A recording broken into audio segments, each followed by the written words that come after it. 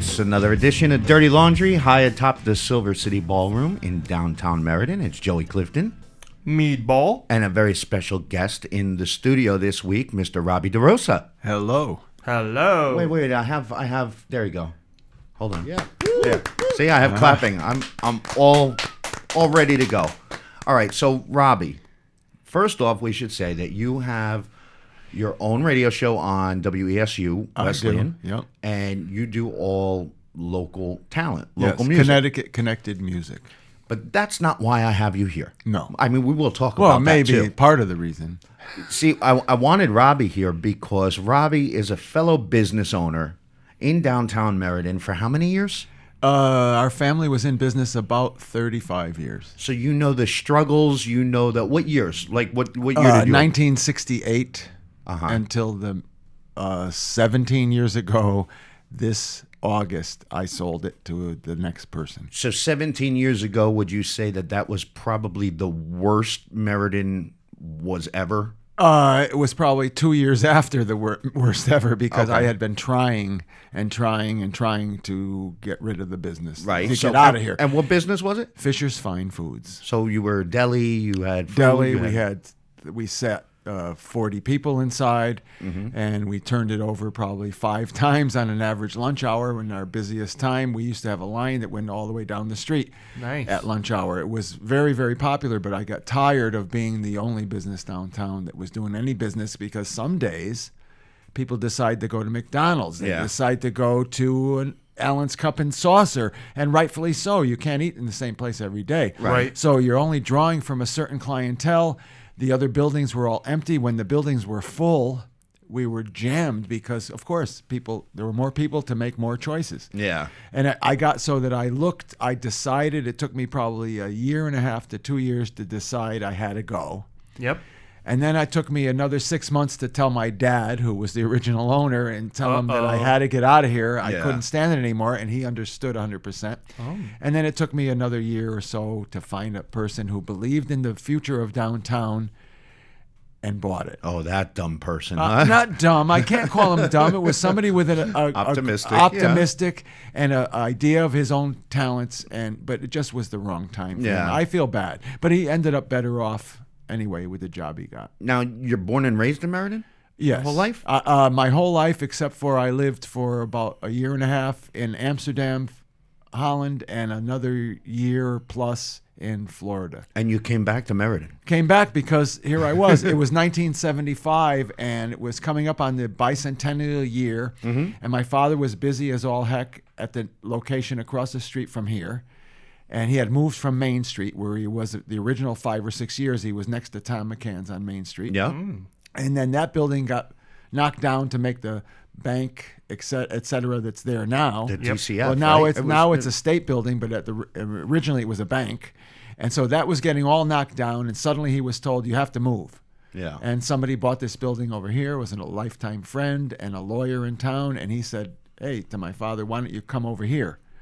And so he moved over there. It was the best thing he ever did. So that was La Rosa's building since when? What year well, did they that buy was it? not La Rosa's building originally. It was John Papandrea, a local lawyer and entrepreneur, and he bought it and ran it for, I would say 15 or more years before La Rosa bought it. Because that's one of the, if you go to the Historical Society and you look at pictures of all the buildings downtown, that's one of the ones that's in every single picture. It's like 1880 The something. YMCA was there for a good many years. Oh, in that building? In that building. If you go upstairs, still to this day, on the wooden floors, you can barely see it, but the markings for a basketball court. Okay, well, that brings me to a good question that you posted.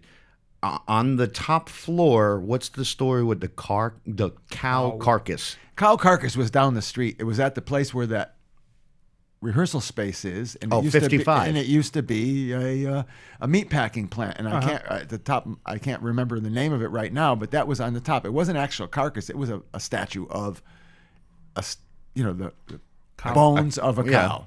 because that's what they did there. They did meat packing. Oh, so they did like when you go to the Natural Museum of History. Yeah, and they threw get that on the roof, and that bones was like their thing, so that you could see that from driving into town, and you knew really? that was where on the meat- roof outside. On the roof outside. Wow. Excellent. Yes, it was not an actual cow. That was a yeah. rumor. You know how rumors go. No, I thought in La Rosa's building there was like a rotting cow carcass on the third floor. On the top floor was for many years a dance studio, and they were very successful. When we moved in there, I say we because I was at the time in Amsterdam when my father moved in there, and when he moved in there, the whole building was filled. There were dentists. There were lawyers. The whole downtown was full, I'm sure. Oh, every place. And that's, that was the beginning of a renaissance of downtown without a revitalization. Nice choice of words there. Yep. I saw Because what you did everyone, the buildings were all full. Yeah. They were hat makers. There were shoe stores, several of them. Everything was here. There wasn't a pizza place except for up on Main Street on the corner, a pizza place that had been there already 20 years. So they were there, but it was the only pizza downtown. So what do you think is the what do you think is the downfall of? I mean, obviously the 90s and I guess the early 2000s was probably the lowest point, I guess. Well, sure, the 90s after they revitalized again. Yeah. Well, And all they right. put Well, the wait, brick go back. sidewalks and the nice light posts that you see now. Right. Before that, it had been run down. The sidewalks were cracking. They were falling apart. Eventually, landlords were just letting their buildings fall apart. But why? What happened in Meriden? In Meriden, what happened? That started the How downfall. about the Meriden Square? The mall. Was it the mall? The mall. That was when they built it. When they built the mall, for probably 3 years, no one shopped downtown anymore because it was still new. It was the kind of thing like, wow, a mall in Meriden. Right. We can go and shop all under one roof. We can get hamburgers. We can do that. But it was very limited, all the food part. Right. But they still had a mall. Right. And it was the thing of the time. And so everybody abandoned downtown. Was that also the time when the business, like the silver business, left the town, or was that way silver before? business had already left the town? International Silver still had a headquarters on Broad Street, Right. But they did not have much manufacturing. So here any Meriden longer. did great even after manufacturing left. There was still It did some good umph. for quite a while And then the because mall the people happened. were here. Downtown stores were here. So if you were going to shop, if you wanted Got a it. dress, you wanted kids' clothes. If you wanted shoes, there were several shoe stores. If Right. you wanted an Army-Navy store, there was a thriving Army-Navy store so you could get your jeans Mm-hmm. cheaply, all that kind of stuff. It was all here. Got it. Now, how do you feel about, if you look on social media and you read some of the forums all about our politicians and the city council and economic development and all of this stuff, was it the same? Was it as like cutthroat as it is now then? Sure, because you had Medco who ruined the revitalization as far as I'm concerned. And right now there's a great leader of Medco. He's a fabulous guy. He probably could turn it around if he had the resources. Back then, it was all well-meaning amateurs. So Medco, Meriden Economic Development Corporation. Yes. Okay. They brought in some builders, so in their spare time they could donate some hours. And they brought in this and that, but then they had a leader who had the wrong idea. We had a city planner whose head was firmly planted way up his butt. Feel free to name them. That was Caruso. Okay. He was terrible. As far as I'm concerned, he had no vision whatsoever for downtown Meriden. He thought I could get into it for hours. Probably. He's He was responsible for the former the original revitalization with the which was brick. in the early '90s, and Randy Kammerbeek was the head of Medco at the time. They brought in Joel Schiavone from New Haven. And they said, okay, let's see what his idea would be. Well, his idea would be he would buy the whole downtown at a really low price and then become the landlord of every single building in downtown and dictate when you were open, when you were closed, what you had to charge, how you had decorated your windows. Right. So that was dismissed immediately. Good. Plus, he was crazy anyway because he ended up playing banjo on the top of the soon-to-be demolished place where you played soccer and sports in New Haven, the Civic Center. And so he was just ended up to be like kind of a wild man. Yeah. Made a lot of money and then didn't have any good ideas after that. So And that then plan was scratched. That was scratched. Which is good. Carabetta wanted to do it. Mm-hmm. But they just scrapped his idea too because, they said, oh, you have enough. I think that's what they thought. Right. You have all these other things. You have enough. And then, eventually they just simply fixed the streets and fix the lamp posts. They put people's names on the bricks. Yeah, the ones that they just ripped out. Ripped out, and those people had to like scramble to get their remembrances of their poor departed, who they put their names on there or whatever they put. They didn't have the courtesy to do that correctly. Right. You can tell I'm a little bitter. Yeah. No, it's because that's perfect. They would have a thing called the stakeholders meetings every week, and I would leave the deli and go down to some forsaken business or another and listen to them talk about how wonderful the bump outs were going to be, now gone. The bump outs they just ripped out, which we right? protested, and we told them they were going to be terrible, and we hated it, and we didn't want them. They still put them in. We told them that the granite edging was going to cut people's tires, and they said, no, it's going to be beautiful, and it cut people's tires, mine included, several times. There were so many things that we, as so-called stakeholders, said that was ignored, that it made me feel like they didn't care what we were saying. Where did those ideas come from? They would do a study. They would do a study. Okay, you're going to go to somewhere in Michigan that had a successful downtown. Right. But which happened to be like by a river where you could do all these other things. Well, they still do that. I hear about that every year. And they had a granite. Yeah, but they always go to somewhere which has another natural, wonderful thing by it to draw the people in. And then if you make it look pretty, of course there's going to be people coming down. Providence, for instance.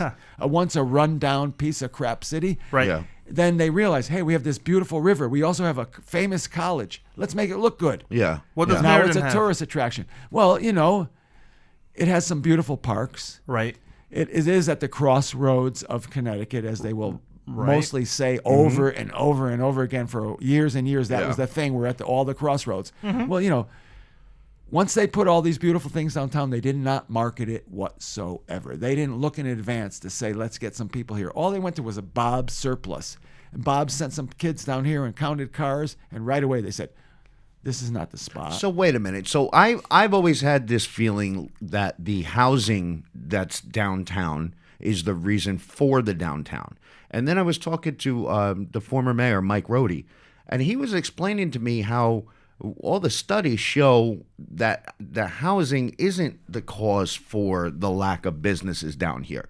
So I see people that grew up in the mills, back in the 50s and 60s, and talk about how great it was growing up there because you had this sense of community, and it wasn't like it was in the last 10 years where it was pretty rough. All right. But so everything survived back then with the mills and all the businesses downtown.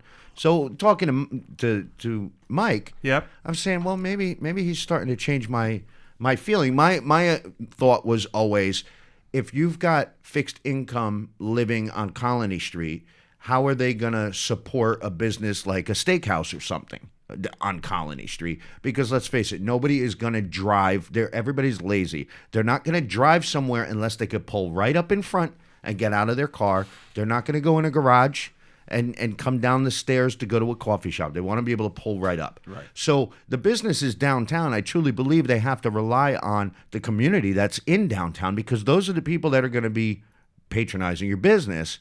And if they're all fixed income, doesn't that kind of limit what types of businesses can be downtown? You would think. You would think. But when downtown was thriving, it was the only place to do commerce. Before the malls, before even the malls where the hub is, the green is now. Yeah. I'll call it the hub probably forever. I can't help it. Right? It's like calling the square, even though now it's the Westfield Shopping Center. Yeah.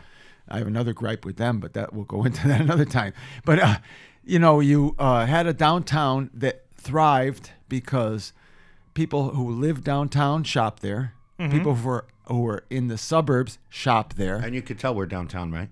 Yeah, you can. You hear the sirens now. Yeah. That's nothing new, but if you're in any city, that's going to happen. But that you make you feel safe. If you ask me, if there's a fire, I want to hear a siren. Right. If there's a crime, I want to hear that. Yeah. I don't want to hear nothing, because then you know that somebody's getting stabbed down the street and no one's paying attention. Well, and that's the other thing too. Everybody's talking about how bad the crime is downtown, and I try and explain it over and over again that no, downtown there isn't. It's right around the downtown. Grove Street is probably one of the worst neighborhoods. Somebody did a Google over map. by the library. Yeah, somebody did a Google Maps of all the gun shootings, and I can't even catch up with it. No.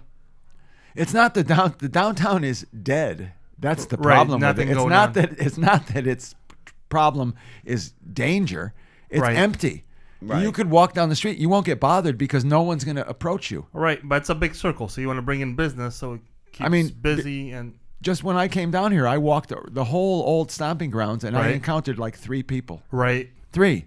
right. And a big selling point of these businesses are there's so much walk-in traffic. I think a lot of people, a lot of businesses, young business people, got lured with that, with the promise of all walk-in traffic. I would hope. I praise people like Dave Grodzicki, Carrie Yep. Tell. I don't know Carrie at all. I know Dave for ages. Right. They're putting in all this effort to try to do something for downtown. Praise to them. I think it's, going to fall on deaf ears. Although they have had some better crowds. Mm-hmm. This summer concert series that they're doing, good for them. Right. And some sidewalk things. But will people come back another time? Well, I think a lot of people have a misconception that the Twilight Music Series on the Green every Friday night, and there's a couple of Saturdays throughout the summer. They feel like I've heard from people that would like to do events on the Green, and they feel like they can't.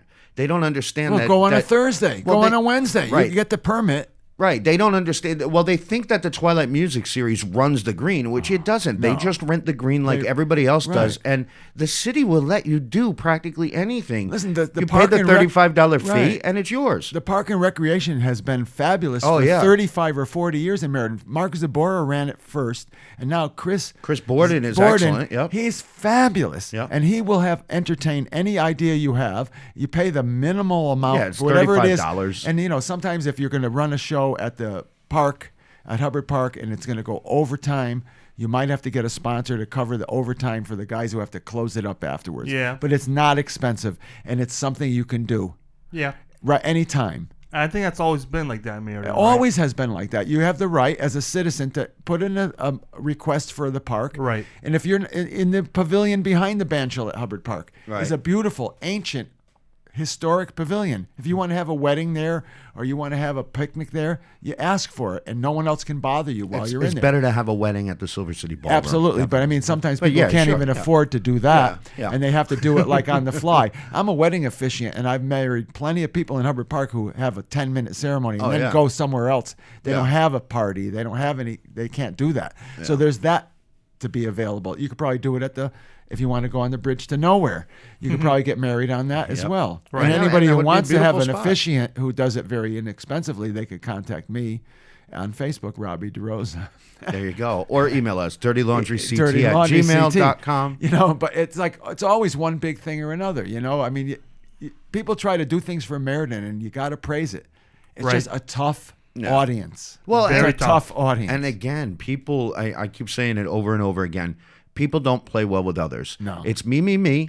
Of course. You can even see just in people's opinions and stuff whether it's the free lunch program that they do for this summer, that which made they me crazy. I saw you and I was going back and forth, and it's basically what's mine is mine, what's yours is yours, and you can't have any of mine, and I'm not going to pay for any of yours, and it's sickening. What are your Right. taxes for? Yeah. If you ask me, I lived on my street now for 35 years. They paved it once. Well, if I can't let my tax money go to feed some children, Yeah. then what is my tax money going for? It didn't Right. pave my street. Yeah. Right. So why not feed the children? How could anyone in their right mind say that tax dollars should not go to feed children who are hungry? Yeah. I'm flabbergasted, and those people, I have to hold my tongue. My wife will tell me every day, day after day, what you type on Facebook reflects on you and your children. Right. Right. Sometimes I cannot help myself. I just tell people that they're stupid, because how could you ever? Because they are.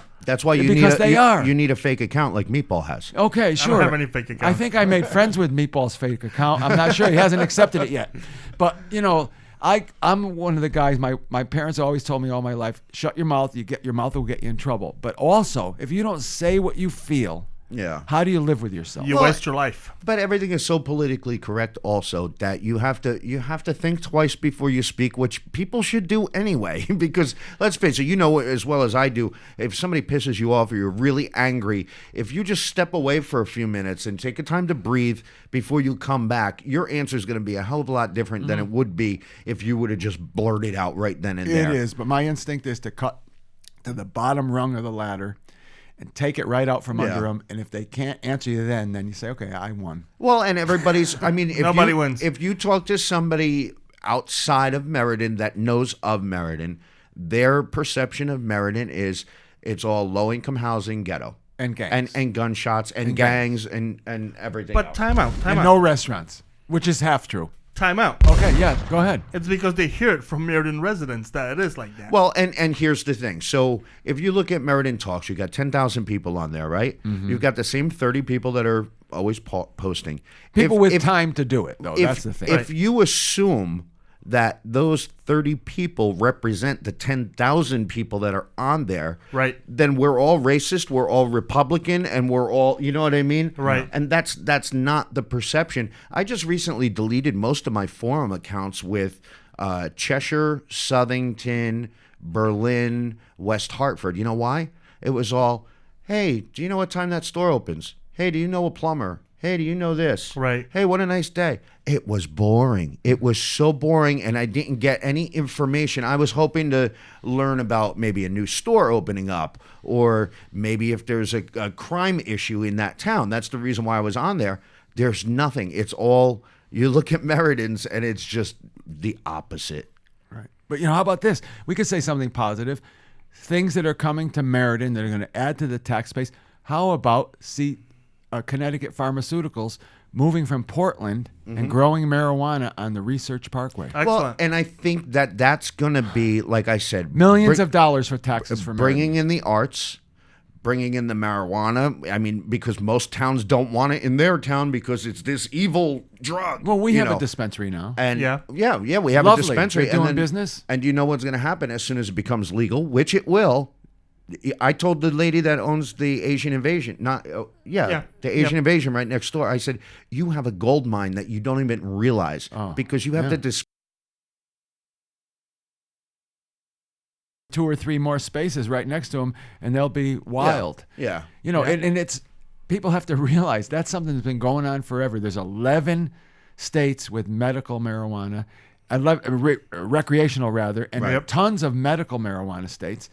We're losing money to Massachusetts right now. There are tons of people driving every day across the border, coming back with their stash and not paying taxes here on it. Yet our dystopian people who are on our legislature, from Meriden especially, Buddy Altabello, terrible. He's afraid. I confronted him several times and said, Buddy, listen, it doesn't affect me at all. I won't worry about it. If it's recreational or it's medical, it doesn't affect me. But do it for the people who have gotten arrested for a joint. Right. Oh, I don't know, Rob. It's the gateway. No. Come on. With a cocktail in your hand, you're telling me that? Yeah. Right. Yeah. It's just flabbergasting. But, people from Meriden complain all the time. I complain a lot. I say positive things, but I complain a lot. Why? I'm no longer a businessman who depends on people to come to me. You have to hold your tongue. If you don't, you might lose a sale here. Right. You might lose a rental. I no longer have to worry about that. Now I work fabulous in the most liberal freaking college on the whole East Coast, Wesleyan. Yeah. I'm over there, and I have to watch my tongue a little bit because I don't want to taint the university, but I certainly can feel free to say what I want in Meriden now because I'm an ex-business owner. All I have really is my radio show, and people are listening a lot, so I don't think they're hurting. Well, it brings up a good point because whenever you ask people from Meriden, what do you think, what do you think would be great for downtown? They always refer to Middletown. Oh, why can't we do this like Middletown? Why can't we have parking like Middletown? Why can't we have the stores like Middletown? Well, Middletown has the college. Right. I mean, that's a big reason. And for 33 weeks of the year, that makes a big, big difference. Yeah. However, Middletown, if you look at their downtown street, their main street, years ago when they figured out the difference between the harbor and the main street, they made that main street very, very wide. Yeah. It's 2 lanes in each direction, and it's not parallel parking. It's perpendicular Like parking. angle, So they figured on that. They figured how do you make it so that the businesses in these old, beautiful buildings, Right. which they maintained and they made sure their people paid taxes and they wouldn't let them run them down. They throw them out and make somebody else buy them. There's not a building in downtown Middletown that is like the Legier building was, with no running water and no toilets because they didn't pay that, or wouldn't let the city fix the sidewalk in front because they could do that. They Yeah. could deny them that access. Well, and I think that's a big reason why a lot of businesses aren't moving to downtown Meriden. Number one, the walking traffic that's non-existent, and number two, if you're going to open up a cafe, you want to rent a space that at least has a bathroom and running water. Yes. And all of these businesses, all these empty, vacant buildings, they're just gutted. There's nothing. Even 24 Colony Street. Now, 24 has been Colonies. sitting there for 3 years. I know they said, oh, well, it was never our plan to have anybody in there for the first two, which is, we know what that is. But, I mean, it's going on probably almost 4 years now that nobody's in there. And it's because nobody wants to come in and build a wall and put plumbing in and It's do. almost like a mall in there. Right. You So have to now- do everything. Is all yours. Well, how about that poor guy who came in with a wonderful plan, as far as I was concerned, a hamburger business, a bar, some beer, tap room. some wine. Yep. No, before the tap room even. And this guy wanted to come in and he was going to have like food available, lunch and dinner, light fare, reasonable prices. I but think he it was a big wanted to Crazy have Train. some acoustic music. Yep, And they yep. said, oh, no. Yeah. That's the wrong crowd. Yeah. What is a crowd for a vibrant downtown? Is a No, place you know where what you that have was? 5 places that have acoustic music. That wasn't the reason why. They were biased. They didn't like the couple that came that wanted to. I know who you're maybe talking they about. didn't have any money either. They That's another didn't. thing. They personally didn't like them because I heard the rumors too. Oh, well, you can't be open past 10 o'clock because there's apartments upstairs. Well, nobody's gonna move. No bar or music venue is gonna move in downstairs if you're telling them that they have to close by 10 p.m. at night on even a Friday or a even Saturday. a regular restaurant. They Right. may serve their last meal at 9 o'clock, but their Right. people aren't leaving till 11. Right. So Right. I don't think that's the case anymore. I think they're just picky and choosy on who they want to rent in there, and they don't want that'll be anybody for that their they know. That'll be their downfall. Exactly. But also the city and the building also are giving you incentives. So they'll actually give you money towards per square footage to build your wall or to put in a door or put in a bathroom. So the city is working with people to try and get them in there. But people don't want to do all of that. They just want to walk in, turn key, open up and go. Because it's Well, expensive. But Yeah. it probably would cost anybody. In my old building, it's down to the bare walls now. Yeah. Someone who would go in there and put in a small bistro, say, you're going to serve some lunch, you're going to serve some dinner, you're going to have maybe some wine and beer, but nothing else more expensive than that. More extensive than that. It would cost them $100,000 to walk in that building now and make it up to Connecticut code, Right. for health reasons Right. and everything else. And furthermore, all the buildings on that side of Colony Street have antiquated fire escapes, and a new fire escape by code today, even code when I left the building Yeah. 16 years ago, was you had to have an enclosed fire escape with lighting and doors that open from the inside, Right. and all these things. Well, they can't put them over there because it encroaches on the railroad's property. Right. And the railroad owns it from left to right, and you cannot fit the proper zoning for a fire escape on those buildings, no matter what you do, and they won't budge from the railroad. Yeah, but they might have done something now that it's the TOD district, the transit orientated It's Maybe just a they different have. excuse. They Maybe might they have have. looked past And some I of hope those they things. have, because But- otherwise, what are you doing with all those buildings? The guy who lost his shirt because he was going to put in a fancy restaurant on the top floors with a view of the park over there. They Yep. gave him the building for about $1. He lost his shirt. He couldn't even keep that up. Right. Right. Because it was going to cost him too much to fix it up. But here, now take away all of the fixing up and everything else, okay? So now let's just say you got the building, it's all fixed up, it's ready to go. Somebody did it for you. Here's the key. I'm going to charge you X amount of dollars per month. Good luck, right? Yeah. Well, now you've got Tina at the downtown coffee shop. She's got a beautiful coffee shop. She makes great sandwiches, excellent soup. She makes every single day fresh. She doesn't. Her worker does. But she's directly across the street from the county courthouse, the police station, on Main Street, and she's dying. She's dying. So why would somebody? How could you expect somebody to spend $100,000 I get to it. do a build out in a business when somebody who's already established can't make And it. she Right. walked into a Yep. pretty much a turnkey operation. Oh, she would sell that in a second, I bet, if somebody Oh, of course offered she money. would. Of course she would. So- Just like I would when I was on 21 Colony Street. Right. You know, So what is it going to take to turn it around? I mean, what do you truly do? You let's put it this way: are you optimistic of the future? I am not for downtown Meriden. Like I Mm-hmm. can't picture. In my greatest dream, somebody would come in, just again throwing out my space because it's the perfect space for a 15 table. Oh, I thought you meant MySpace, like before Facebook. Facebook. Okay. Whoa, No, I can't You're even going remember back. I can't even remember my password for MySpace, so I can't it get was on password. there anymore. It was It password. might have been. Capital P. But you go in there and you put a 15-table restaurant. You're going to need to turn it 2 or 3 times in a night. Mm-hmm. You're going to have to do all that kind of stuff. Like, it's $100,000. You need someone who has the money to do it and the vision to do it Right. and be successful, the lucky guy. There might be 2 or 3 who are bad. Yeah. Lucky guy or gal, because everybody has a great a mindset these days. Whoever comes in there, one is going to fail, another one might fail, and then suddenly somebody's going to be a hit, and then others will follow. But until then, it's the chicken and the egg.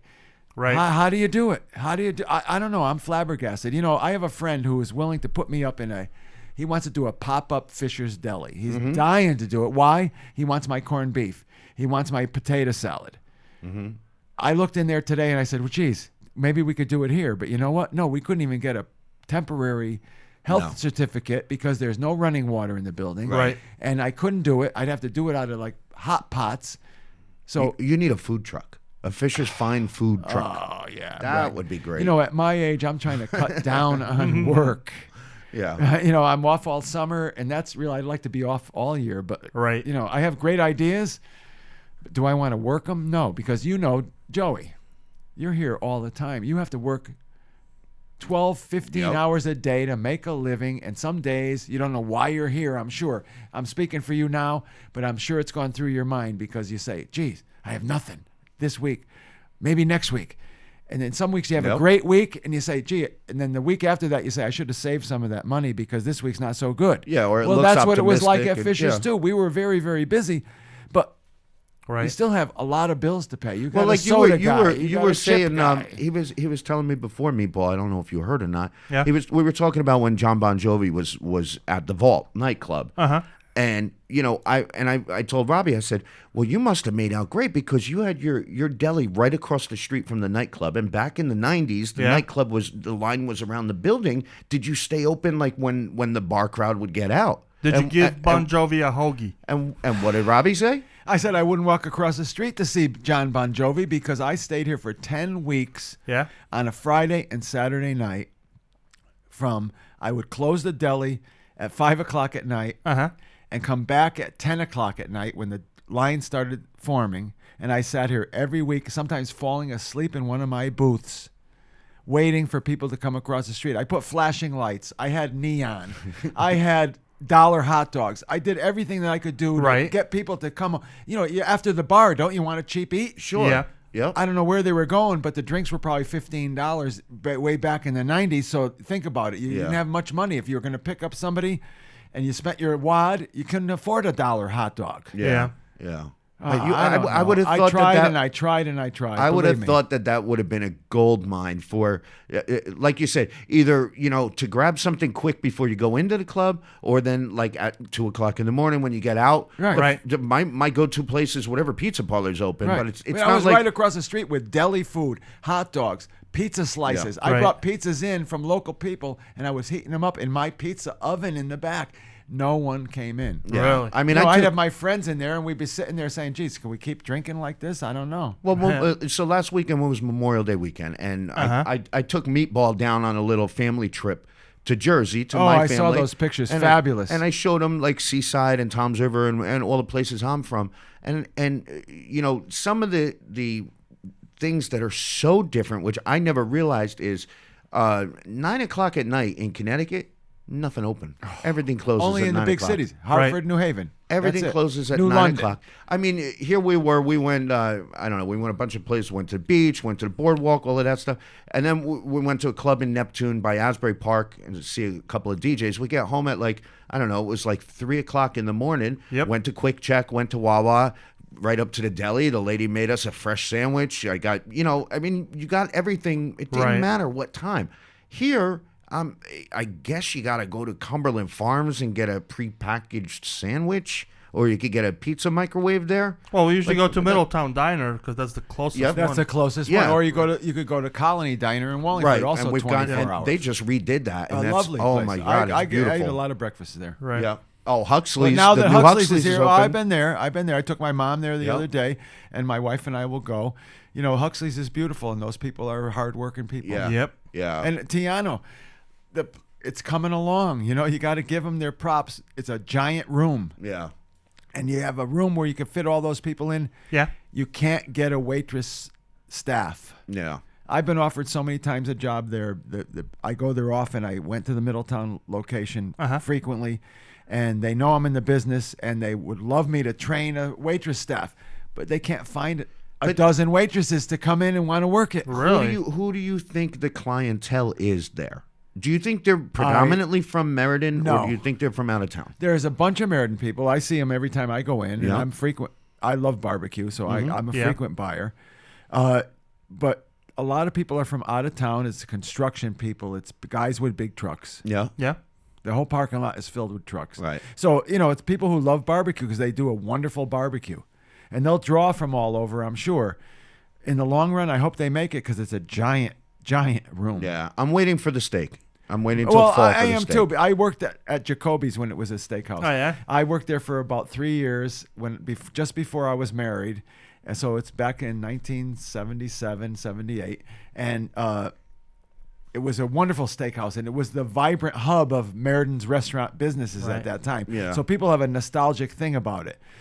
Everybody thinks, well, if you go there now, there's going to be a salad bar, there's going to be the steaks. Right. It's going to be a little bit different, but if they bring in those prime steaks, it'll be a hell of a thing. At the east side is building up so nicely. it is. Compared to, I don't even know what's going on the west side. We were just saying it today with Well, the you got the construction Taco by Bell. the construction by Kensington and West Main. It's been going on for like a year now, if not longer. Right. I have no idea what they're doing. It's a big hole. Maybe they're putting a zoo. Maybe a zoo. No, but going back to petting zoo. Jacoby's, if we wanted to talk about Jacoby's, I think we need to dedicate a whole episode for it. No. We probably could, because I could tell you some hell of a Right. stories And about the Jacoby's. cabin also. Yeah, sure. The cabin. The cabin heard was a a hell lot of of a place. stories. But like those days are gone. Yeah. What's making history now in Meriden? Is there any place? The Dirty Laundry Podcast. That Oh, is aside from probably that. right for me. That's the thing. That's my touchstone. Yeah, but like a Right building now, or There some is kind not. There is not, because there's no Everything- bar. such You a guys turnover. claim to me you go to O'Brien's to Right. get a bar, right? Yep. Well, where would you go in Meriden? Well, there is no. Bar 105. He does a great job, Where's, Manny. okay. across yeah, from on- Seatown? where the cabin used to be. Yes, Yep. exactly. Where the Exactly. cabin He's used got to a be. great little place They had their there. rough patch there for a little while. Yep, and it's all redone, and he's Mm-hmm. got a great place there. He's closed on Mondays, but open the rest of the week. And Yep. we're actually going to try and partner with him on a couple of different things. And it's all about working together and Of course it making is. That's, relationships. that's why I was asking so many questions about this place, because, Yeah. okay, I do shows every year with Gary Burr. We work at the 4 Points because the venue is big enough. But we could do shows here, Yep. and we could do things. The things could happen, but you have to have, like you said, community partnership. Yeah. Right. You can't do anything on your own. I Right. tried doing it on my own for years and years and years at Fischer's. And as the businesses dropped off, you realize you can't do it on your own. You all right, just so can't. here, I got a couple quick questions for you before we talk about your music. Daffodil Festival.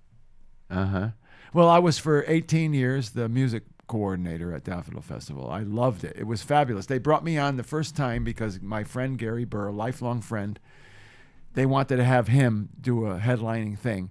And he told them, well, I won't do it unless Robbie DeRosa is running the show. Nice. So they brought me in to do that one show, but I couldn't get a T-shirt. I couldn't get a ride on the golf cart. I just was like the guy who had to do that. So it was because it's a very insular thing. That they have a 30-something people committee, and you have to work together. Like you said, community working Yep. together. Well, they were afraid of people coming Yeah. in from the outside, and they had a music director already. Yeah. So he was threatened a little bit by that.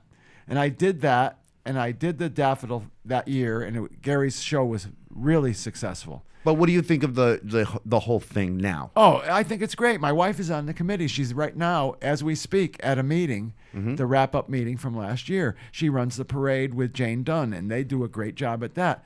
I only left because it's hard for me, personally, to be on a committee where some people feel they have the right to tell me how to do my job. Right. I did it for 15, 16 years before that happened, and then once it started happening, my ego took over, and I said, oh, I don't want somebody saying, you got to have this band, you have to do this. Yeah. I don't have to do anything at Right. all. Who was it? Was it the politicians? No. Well, the politicians, forget it. They all thought they owned something of it, and there was that Right. time when the politicians and the Record Journal got together and said, we got to knock the Daffodil Festival to the ground because they're crooked people, and they were proved wrong, all Yep. of them, completely proved wrong. And then the Record Journal wouldn't admit to that because their idiot editor at the time, JS is his initials, and I don't want to get sued. So, but he was terrible. Yeah. And then that's why I have a gripe with the Record Journal, because they never admitted that he was wrong. But what do you think? But in other words, do you The Daffodil Festival is great for But Meriden. you agree? Yeah, but how is it great for Meriden, except for the fact that it gives Meriden something it's known for, that people know, oh, Meriden, it's the Hubbard Park, it's the Daffodil Festival. How about 50,000 people or 60,000 people over a weekend, sometimes more, Right, coming to Meriden and seeing the best park in the state? And over 2,000 daffodils. But my problem is that's all they see, and then they get right back on the highway and go. Okay, they do. Don't, they No, don't they do. patronize any of the business. Well, course there's no not. businesses No, there here. aren't any They're businesses. not going. No. Believe me, I'm all for the Daffodil Festival. For, like you said, at least Meriden is known for something positive. And wonderfully positive. But yeah. I don't think it doesn't financially benefit. No, but it doesn't the take city. away, other than Right. the fact that if there's an event in the city charter states that they have to provide fire and police protection for the amount of people that may attend. Right. Uh-huh. And so if you're going to throw a show here, Right. and you think you're going to get 900 people, they would put a cop outside. Right. And maybe even think, gee, we might have to have an ambulance on call. Right. But at the Daffodil Festival, it's very visible because you have to have a fire truck or two. You Yeah. have 2 or 3 ambulances. Well, that's sitting why there. the motorcycle in Middletown, that they canceled that They because canceled that out it was because just too large. Too large. Yeah. And the city couldn't afford to do it anymore, and, Right. and the event people couldn't afford to pay it. Right. So the main thing about Daffodil is people say, oh, well, we shouldn't have to pay taxpayer money. There's very little taxpayer money goes into Daffodil Festival. It's all raised. It's harder and harder every year to raise any money, for sure. You don't have big corporations like the Miller Company and Right. all these Sponsors. banks. When I was in my prime of Daffodil and I could do Eric Burden from the Animals for an incredible amount of money and have all these side things you had to pay for, Right. it was because you had 5-6 banks, each giving $5,000. You had the Right. Miller Company, $10,000. You had some place on the Research Parkway, $5,000. Oh, the pump place. They're all owned by foreign companies now. They don't want to give any money to a local event. Right. So now we have to try to raise money from we. See, I'm still saying we because after all that time, I feel Your soul's still involved. it is involved because, I train the guy who does the music now, and I Yeah. still give him advice on how to bring his bands in. But, Wait, I just wait. Let's listen to the sounds of Meriden. Oh, now it stopped. now it's gone. stopped. You heard That's it. another. Oh, here, wait. it's- There you go. there you go. That's the sound. It's a shot and a fire somewhere. Celebration. Exactly. But you also got to keep in mind that now the times are changing and people will complain even if you're spending money to pave the streets. The basic necessities. Oh, yeah. People Yeah. will complain about it. Well, didn't they complain that the fireworks at Daffodil Festival cost the city? No, they did not. But even fire departments, they wanted to cut fire departments just so they would save some money. yeah. Without Okay. understanding the repercussions of cutting a fire department. Well, we're going to cut the fire department for a fireworks display, then let the park burn up. Then what are you going to do then? Right. No more tax. It's just so silly. What about the golf course? Do you play golf? I do not. No thoughts on the golf course? I have thoughts on the golf course. I think that the restaurant is subpar, but I think that because they've been there so long, they should be given the opportunity to continue operating. nobody else complains, but I'm Right. a food guy, so I'm a food guy. I complain Oh, about we like all to food eat, too. service. I don't. If the service isn't good, if the soup isn't hot enough, I'll Right. complain. So, but that's because I'm in food service. Yeah. But the golf course, I think they need a golf course in Meriden. That's part of the thing for you have to give people who use it. Not everybody's going to use it, and people say, "Oh, it's too exclusive. I can't afford to play golf." Well, too bad, because you can afford to go play softball. It costs you almost nothing. Go play that. Yeah. Like pick your thing. It has to be diverse. Yeah. The town is diverse. We're looking at a table right here. We have diverse people. Right. Well, you look at walk through anywhere in Meriden, it's diverse people. You have to have something for the Polish people. You have to have something for the Italian people. You have something for the Puerto Rican people, the Mexican people, for the white people too. Everything should have some little thing that all meshes in Right. to one thing, right? But everybody else complains. Oh, the Puerto Rican festival gets too many dollars. The Daffodil Festival gets too much dollars. No. If Yeah, your street doesn't get paved for 35 years, wouldn't you rather see people have fun? Right. I don't know about and anybody they- else, but I would. And Right. they complain about the free lunches, so. And the free lunches is another thing. Well, I'll go down and make sandwiches for these people if they can't pay for it from the city. Frank Ritelli and I did a benefit at the Augusta Curtis. I know you don't want to talk about that, No, Joe. I'm fine with I the know, Augusta. But we did a benefit there for the food kitchen Yeah. at the Baptist church. Yeah. And we raised hundreds and hundreds of dollars. They were so thankful for that because the hundreds of people a day Yeah. Yeah. go in there because they need to eat. No, the Augusta had an event over the weekend, and I drove by and I said, it's just nice seeing people. Yes. Seeing people Yes. outside I mean, on a and- beautiful summer night. I don't care what business it is. I don't care if it's a competitor.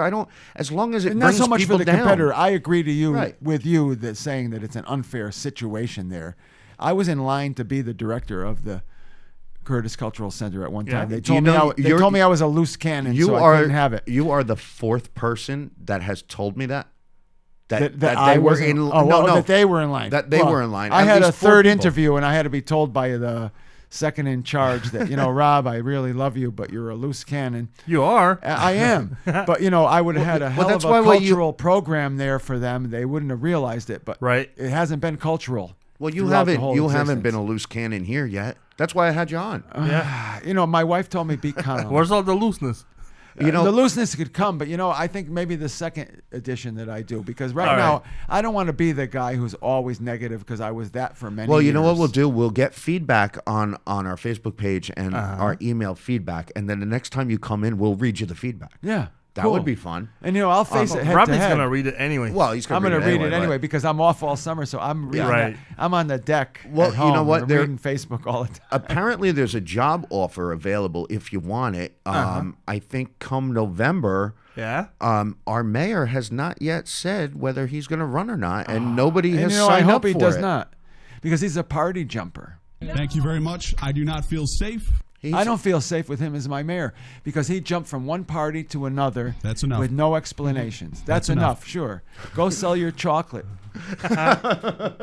We're going to have him on here, and we got a whole bunch of questions. He offered to come on, and we're I'm just glad waiting. he did. I hope he actually answers some answers. Well, you got to give us some of your questions for I him too, certainly will and send we're you going to one. hit him with some of the hard ones. You should. Some of the ones we can't actually Robbie- say, but Yes, Robbie, do you think Art Petrucelli should run for mayor? he has. He what's, has. what's He the, has. What's the story with Art? Art is a well-meaning, semi-crazy person, and I say that as a semi-crazy person myself. Think I'm a little cuckoo. Yeah. There he is, admitting it himself.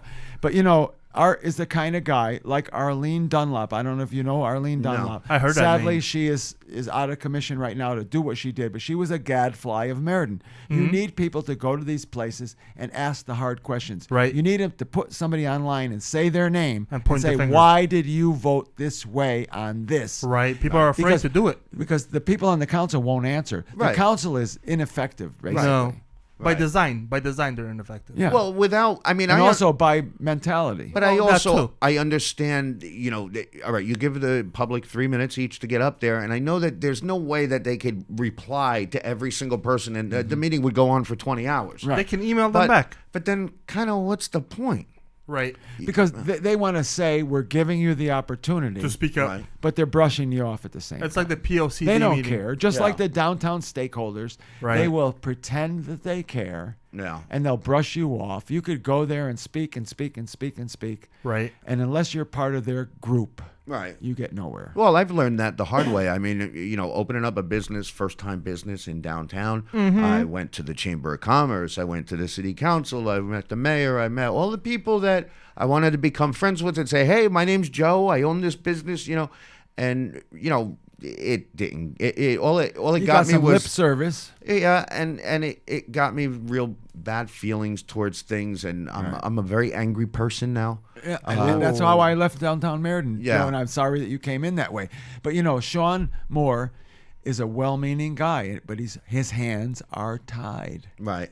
Yeah, but tied by who? by the way things go. Society. By Meriden. I mean, one thing that I always heard about the Chamber of Commerce in any town was I'm going to go into it now. You ready, Meatball? Yep. Go for it. The Chamber of Commerce to me was always meant to be, hey, I'm a member and I own a deli. And you're a member and you own a limo company. Well, when my daughter gets married, she needs a limo. You're going to give me a break because we're both members of the chamber. And when you want a sandwich, you come in with me, and I'm going to give you a break because we're both members. Exactly. But it doesn't work that way. But it doesn't. Theoretically, I think, Right. It's something that's similar to that. I met somebody who was a member of the Masons, and he had the ring. And he said the same thing. If you got this ring, I will give you the shirt off of my back. Now, I don't know what the whole deal is with the Masons. Well, you the got to be in Freemasons, kind of a cult. but it's one member helping out the other. Yes. To It may me, work out. now that I was a member of the chamber, all I see is a mad dash to get more and more members, but I don't see anything else. I don't. Do they offer you health insurance anymore? Because that's why I joined when I joined. I joined health insurance. What are you on crack? Because they had a group thing where if you joined the chamber, you could get into a group health insurance plan. Right. And That'd be a great for benefit. a few years, I did that.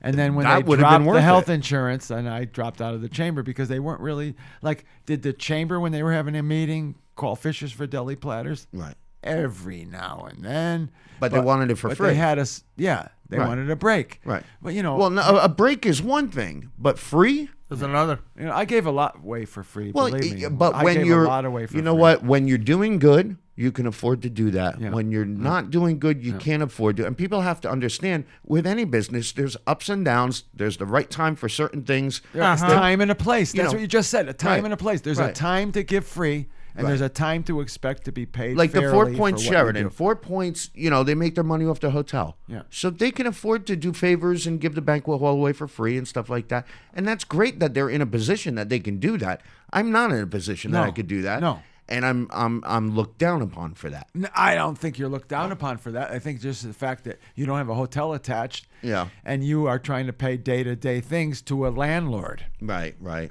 The 4 Point Sheridan is owned by a now Marriott Corporation, Right. so they're they could write this one off in Meriden, Right. Although they're very busy Monday through Friday with business people. But you would hope, with rooms. I always talked about Tina with the downtown coffee shop. Okay, maybe you always go to Dunkin' Donuts all the time because you could go through the drive-through or you could pull right up to the door or whatever. But if you really cared about the downtown and you're invested in Meriden and you love your town, you would take the extra 10 steps and park a little further away and go to the coffee shop and support a local business. So now you're convincing me of that. See, because I've avoided downtown since I sold my business because I had a bad feeling. I had a lousy feeling in my gut. I couldn't even drive through for 5 or 6 years. Oh, Yeah. that's unfortunate. It is. But It's like a that's bad how, breakup. that's how your mind Yeah. works, right? I put all my life in here. My father, my mother, my sister worked here. Right. My wife reluctantly sometimes worked when we had our business at this Meriden Square, which is why I said I had a bitch with them because they convinced me to go in when they put their addition on as, you're the local guy. You'll be our flagship. And then they raised my rent, and choked me to the point where I had to leave and just stop. Well, they just sold it, this past year? Right, I think so. They sold them Some all. foreign company, no?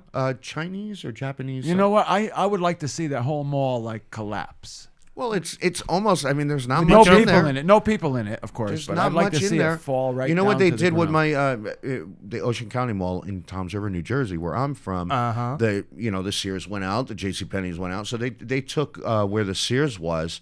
They actually knocked it down, just the part where the Sears is, and they're doing an outdoor market now. Yeah, you know, with whatever, outdoor whatever. shops. Like it ruined Meriden. It ruined me for a good many years. It ruined my partner. Believe me, who put a lot of money into going in there. There's nothing in But there there's now. nothing in there now. There's not No, really. no. There was, after the first 6-8 months Yeah. of the new edition, it kind of went down anyway. It was brand new, so everybody went, and then after that, it kind of flopped If out. I go there, it's to pay the T-Mobile bill or go to Ruby Tuesdays. Yeah. That's really the only two reasons I would ever go to the mall. If you need flip-flops, you go to There's the plenty other of place. parking though. Yeah, plenty of parking. Plenty of parking now, yeah. The mall is the dying breed. That's what it is. Yeah. Yeah. So your music show. My music show. Homegrown on WESU on Thursday from 5:05 to 6:30. It's my 15th year now starting. I started in the summer of 15 years ago. I don't know the year because that kind of thing really escapes me. But it took me a long time to build up what I have. I have a great audience, and I love it. It's my favorite thing, my favorite hour and a half every week. And all of the bands that you play are all from Connecticut.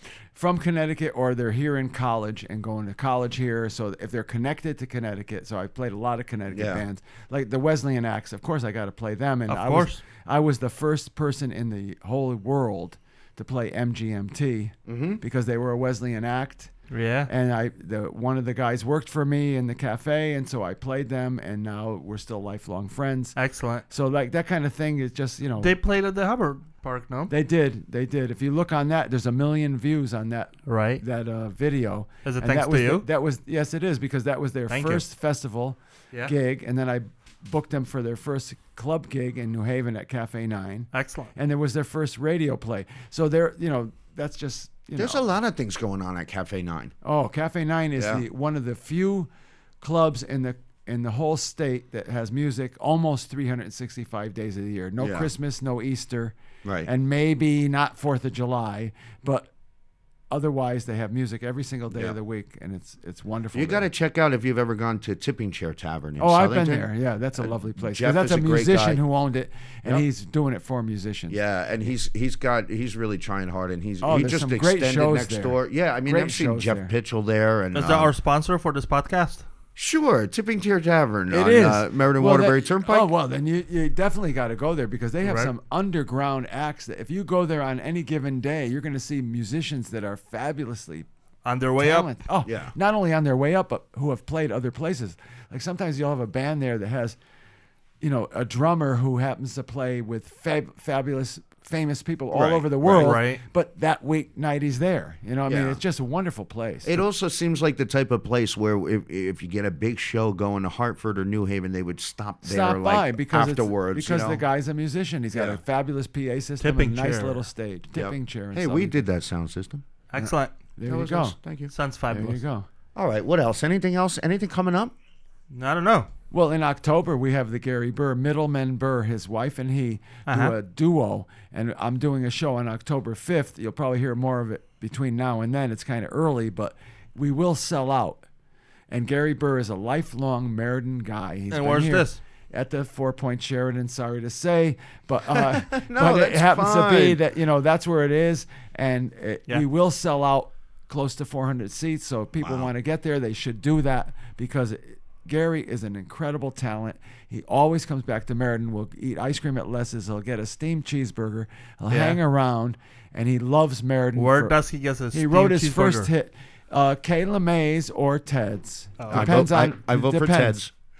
Ted's. Sometimes Yeah. Ted's is okay, and sometimes Kayla May is where you want to go. Depends on the mood. Yeah, It depends exactly. on the bread, too. And actually, Kayla Mays has the better cheese. Oh, They really? absolutely do. Okay.